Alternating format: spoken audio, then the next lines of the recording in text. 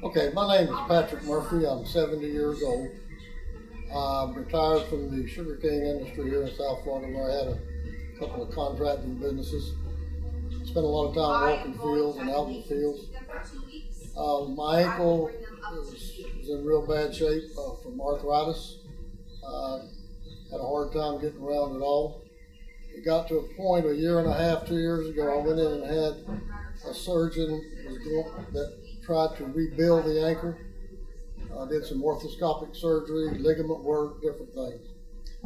I gave it a year to heal. It was a real rigid recuperation, long time. And at the end of the year, I was not any better. So I finally decided to start looking for another alternative. I didn't want to have the ankle fused.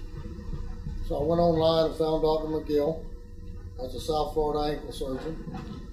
Came down, and after my first office visit with him, I knew that I had come to the right place and found the right man to take care of my ankle. On February the 2nd, I had the surgery, which means it's just been a few days over 3 months. And Monday I was on the golf course hitting golf balls for the first time in 2 years. Ankle felt great.